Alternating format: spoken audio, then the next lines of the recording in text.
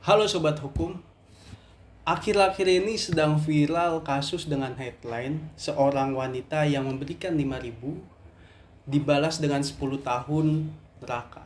Nah, sebelum kita bedah hukumnya, kita bakal bahas kronologinya dulu. Nah, jadi awal mulanya itu pada tahun 2013, korban dan pelaku merupakan teman sekelas di SMP. Nah, suatu hari korban memberikan uang 5.000 kepada pelaku karena pelaku tidak memiliki uang jajan. Nah, pada 2013 sampai 2023, pelaku mulai menunjukkan sikap obsesifnya terhadap korban. Dia membuat banyak akun media sosial palsu untuk mengikuti korban.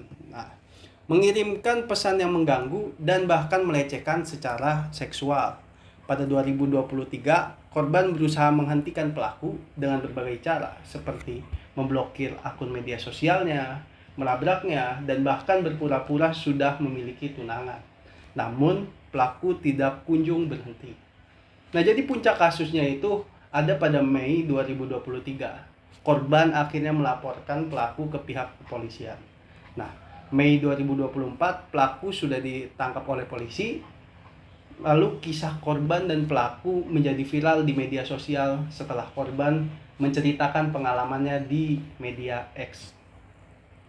Oke, berdasarkan informasi yang saya ketahui, pelaku teror terhadap korban selama 10 tahun kemungkinan telah melakukan beberapa pelanggaran hukum. Antara lain, 1. Pelecehan seksual. Pasal 27 ayat 1 dan 2 Undang-Undang ITE. Nah, kenapa bisa dimasukkan pelecehan seksual? Karena satu, pelaku mengirimkan pesan-pesan ajakan menikah dan pelecehan seksual melalui media sosial kepada korban. Lalu yang kedua, pelaku membuat cerita fiksi yang berisi pelecehan seksual terhadap korban.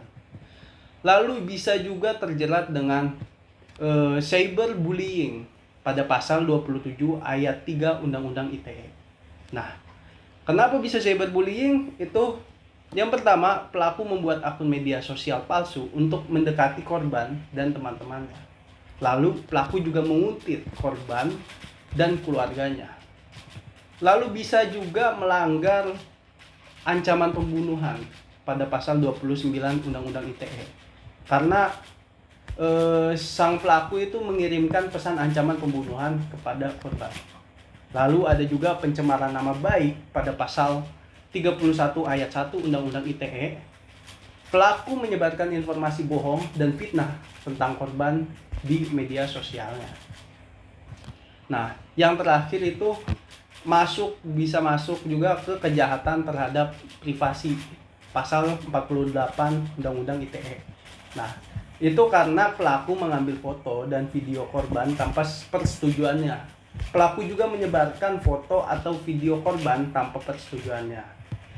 Penting untuk dicatat teman-teman, penetapan pasal-pasal yang dilanggar tadi yang sudah saya sebutkan itu secara pasti nanti akan ditentukan oleh majelis hakim dalam persidangannya, bagaimana akan dikenakan pasal yang mana gitu kan.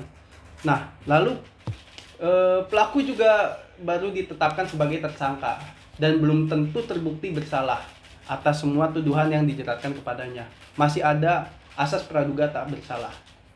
Lalu ada juga korban berhak untuk mendapatkan keadilan dan perlindungan hukum atas apa yang dialaminya.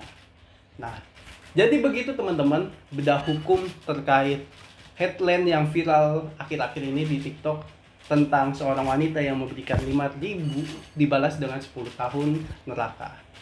Nah, bagi kalian yang punya masalah atau apapun itu, kita di Circle Hukum terbuka untuk konsultasi hukum secara gratis teman-teman.